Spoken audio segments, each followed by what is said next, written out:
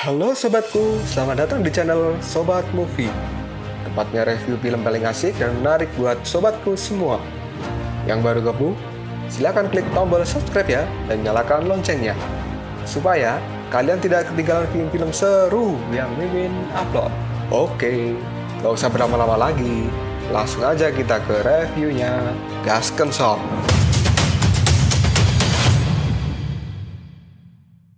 Hey, oke, sobatku terkeren, terkecil, terbaik, tersemuanya. Kita masih bersama Sobat Movie, channel alur cerita terasik sepanjang masa. Oke, Kita lanjut bahas chapter 46. Nggak usah sacit banyak bacot, kita langsung masuk aja ke pembahasan. Saat ini Raja Reinkarnasi menatap adik New dengan tatapan yang sangat aneh. Lalu adik New pun kini bertanya pada Raja Reinkarnasi, apa yang kau lakukan itu? Raja Reinkarnasi pun langsung berkata pada adik New, kenapa kau tidak memberitahu yang sebenarnya pada Raja Kera? Adik New pun kini menjawabnya, karena jika aku memberitahu Sun Wukong, maka ini akan mempengaruhinya dan akan membahayakan dirinya. Maka aku akan memberitahukan secara jelas ketika dia sudah kembali. Raja Reinkarnasi pun berkata lagi pada adik New, apakah kau punya waktu untuk menunggu dirinya? Kemudian Shao Wuqing dan yang lainnya kini menjadi bingung tentang obrolan Raja Reinkarnasi dan adik New ini. Wuqing pun kini langsung bertanya apa yang terjadi. Raja Reinkarnasi langsung mengatakan bahwa adik New ini adalah orang yang sudah mati. Kemudian Xiao Tian terkejut lalu berkata, apa? Bukankah kau mengatakan bahwa Niu Shome di cermin reinkarnasi itu bukan dia? Kemudian Raja Reinkarnasi menjawab perkataan dari Xiao Tian, tidak ada namanya di cermin Baojian, bukan berarti dia tidak mati. Xiao Tian pun kini terkejut dan dia bilang, apa yang kau katakan? Lalu adik Niu dengan menunduk dirinya langsung berkata, iya benar, aku memang sudah mati. Jiu Kuan Yin pun kini langsung bertanya pada adik Niu, apakah ini terkait dengan Raja Kera? Adik Niu pun diam saja dan tidak menjawabnya.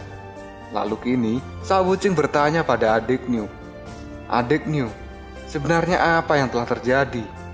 Adik Niu pun kini langsung menceritakan bahwa pada saat itu dirinya dan Sun Wukong berada di atas awan. Dan Sun Wukong pun mengatakan bahwa hari ini hampir berakhir. Adik Niu pun langsung menjawabnya, hari ini memang akan berakhir, tapi kan masih ada hari esok dan tidak ada yang spesial pada hari ini. Pada saat itu pun Sun Wukong lalu menjawabnya, tapi bagaimana jika tidak ada hari esok? Dan adik Niu berkata, aku tidak mengerti, apa maksudmu ini Sun Wukong? Sun Wukong lalu berbicara, adik Niu, jika kita menganggap hari ini adalah sebagai hari terakhir kita, maka kita akan lebih menghargai orang-orang di sekitar kita. Adik Niu, sebenarnya kamu itu orang yang baik, dan kamu pasti akan menjadi istri yang baik juga. Setelah mengatakan seperti itu, Sun Wukong pun lalu menghilang. Dan adik Niu kini berkata, kenapa Sun Wukong?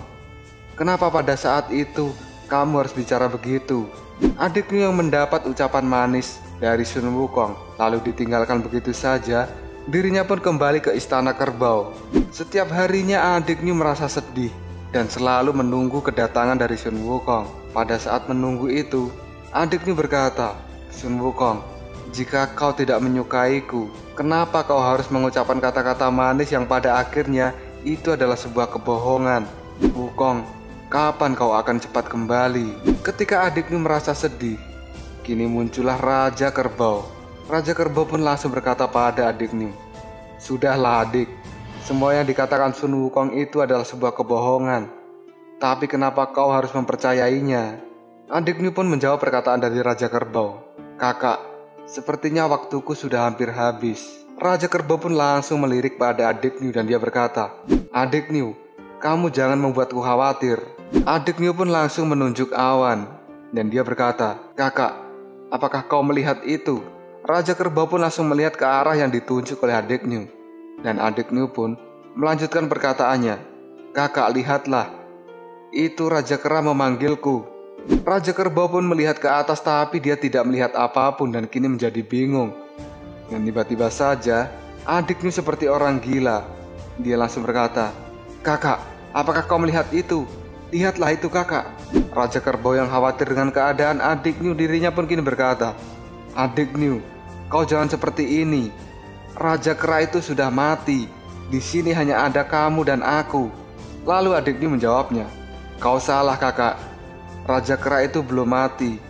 Tapi jika dia sudah mati, apa artinya hidupku ini? Percuma saja aku hidup kakak."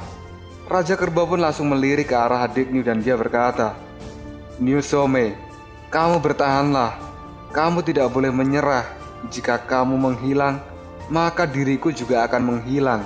Adik New pun menjawab perkataan dari Raja Kerbau, "Kakak, kamu adalah setengah dari hidupku. Tapi Sun Wukong, dia adalah seluruh hidupku."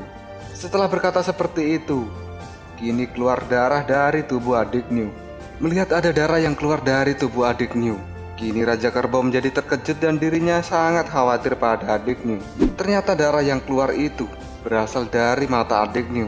Dan sekarang adik New Moren dia menangis darah. Sambil menangis darah, adik New kini berkata, "Sun Wukong, karena kau bilang bahwa aku akan menjadi istri yang baik, kenapa kau tidak kembali dan mencariku? Tahukah kamu Sun Wukong bahwa aku sudah lama menunggumu? Aku sudah lelah Sun Wukong. Sampai kapan aku ini harus menunggu? Apakah selamanya aku akan menunggu dirimu?" Setelah berkata seperti itu, adik New pun kini ambruk. Dan dia pun masih tetap bicara, "Wukong, aku sudah tidak sabar lagi menunggumu untuk menjemputku." Pada saat tubuh adik New ini ambruk, dia langsung ditangkap oleh Raja Kerbau. Raja Kerbau pun kini membopong adik New dan dirinya kini berkata, "Adik New, kau jangan tidur.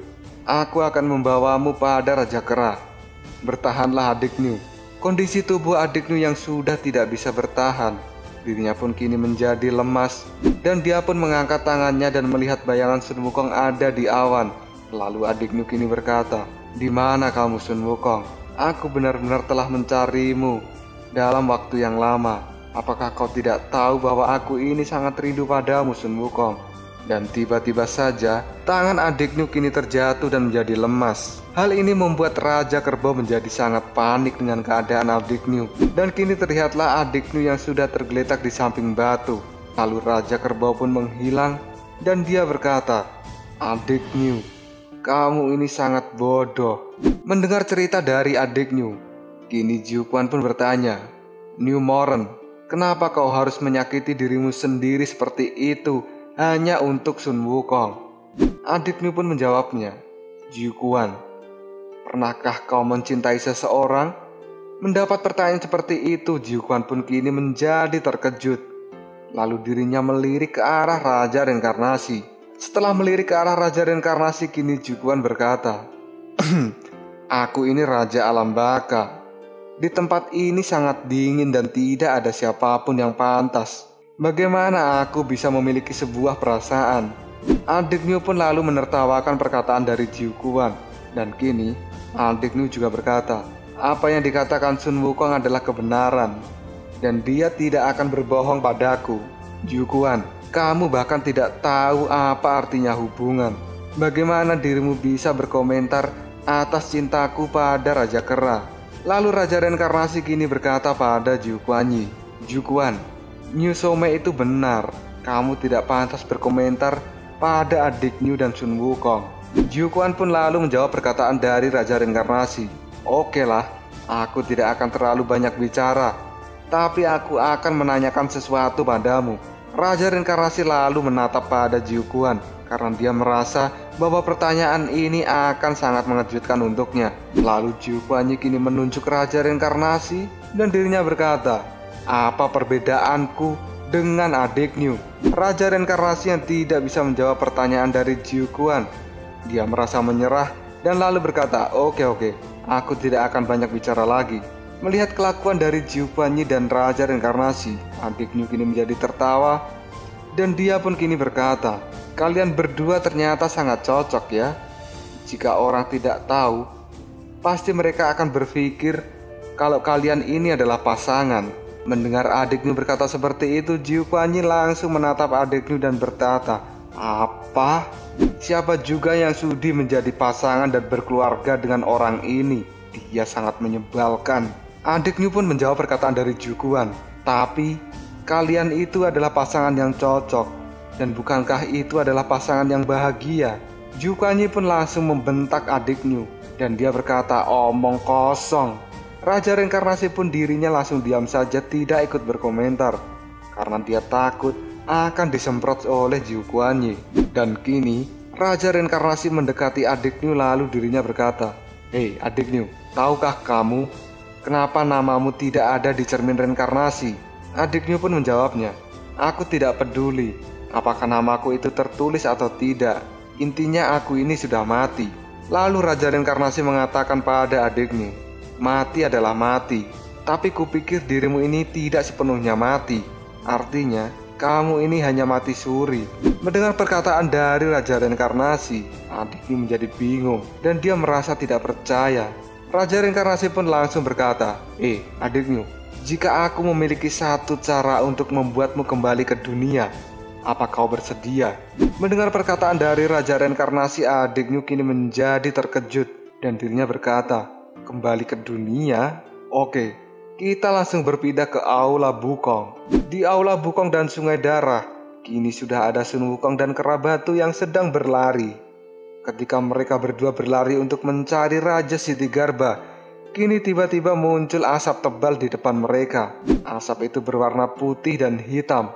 Lalu Sun Wukong kini menghentikan larinya karena dia merasa akan ada sesuatu yang muncul. Dan benar saja, tiba-tiba dari kepulan asap hitam dan putih, kini keluar kaki seseorang. Ternyata yang keluar itu adalah Raja Hitam dan Raja Putih. Kedua raja ini disebut juga dengan Raja Ketidakkekalan. Raja Hitam dan Raja Putih ini, mereka di bawah tahta dari Raja Jiso. Kerabatu yang melihat Raja Hitam dan Raja Putih muncul di depan mereka langsung berkata, "Hitam dan putih." Dan Sun Wukong pun juga mengatakan, mereka adalah anak buah Siti Garba. Tidak hanya mereka berdua, ternyata kini muncul satu orang lagi. Dan Sun Wukong langsung mengatakan, ternyata masih ada orang lagi ya. Dan tiba-tiba saja dari kepulan asap hitam, kini keluar bayangan berbentuk kuda hitam dan kuda putih. Dan ternyata benar, kini terlihatlah kuda hitam dan kuda putih dengan satu tubuh dan dua kepala. Mereka disebut dengan Tauren. Tauren ini langsung berkata, mereka yang masuk ke istana Bukong tanpa izin harus dibunuh. Kerabatu pun langsung mengatakan, kalau begitu ayo cepat lakukan. Lalu Raja Hitam dan Raja Putih kini berkata, kami tidak suka berkelahi, tapi kami punya cara lain. Selama kami menangis 3 kali di depan kalian dan kalian tidak jatuh, maka kita akan pergi. Mendengar Raja Hitam Putih berkata seperti itu, kini Kerabatu menjawabnya, wow, ini sangat menarik. Lalu si Tauren pun kini berkata pada Sun Wukong dan Kerabatu, apakah kalian akan datang bersama-sama? Sambil melangkah maju, Kerabatu pun kini mengatakan, diriku saja sudah cukup. Lalu si Tauren ini kini bertanya, siapa namamu? Mendapat pertanyaan seperti itu, kini Kerabatu menjadi bengong karena dia tidak punya nama. Lalu Sun Wukong pun kini menjawabnya, namanya adalah Hitian Gritsage. Kerabatu pun langsung menoleh pada Sun Wukong dan dia tersenyum. Lalu Sun Wukong mengatakan, dia adalah saudara dari Sun Wukong. Kemudian Raja Putih ini berteriak, kalau begitu majulah kau. Kerabatu pun langsung berlari untuk menghadapi Raja Hitam dan Putih. Kemudian Sun Wukong dari belakang dia menyemangati Kerabatu. Dan dia berkata, hati-hatilah Kerabatu. Kerabatu pun menjawabnya, percayalah padaku. Dan kini Raja Hitam dan Putih pun langsung mengeluarkan jurusnya. Dia pun menghirup udara di sekitar yang membuat tubuhnya kini melembung menjadi bola gajah. Dan sekarang Raja Hitam Putih siap menyerang Kerabatu. Sun Wukong yang akan melihat serangan dari Raja Hitam dan Putih itu kini dirinya berteriak pada Kerabatu untuk berhati-hati. Dan kini Raja Hitam Putih pun mengeluarkan serangannya dan berkata, matilah kau untukku. Kedua serangan dahsyat dari Raja Hitam Putih ini kini menimbulkan gelombang suara berwarna biru dan juga hijau. Gelombang itu pun kini bersatu dan akan menghantam tubuh dari Kerabatu. Dan benar saja, kekuatan gelombang dahsyat itu kini membuat si kera batu terpental menjadi mundur. Bahkan karena kedahsyatan gelombang suara itu, kini tangan dan tubuh dari kera batu menjadi retak-retak. Lalu apakah yang akan terjadi selanjutnya pada si kera batu? Apakah dia akan hancur oleh serangan Raja Hitam dan Putih? Tunggu aja jawabannya di next video. Koprol Sob. Tetap stay di channel Sobat Movie dan jangan lupa klik subscribe, like, dan share ke teman-temanmu agar channel ini dapat berkembang dan menghibur kalian semua. See you next tomorrow. Bye-bye.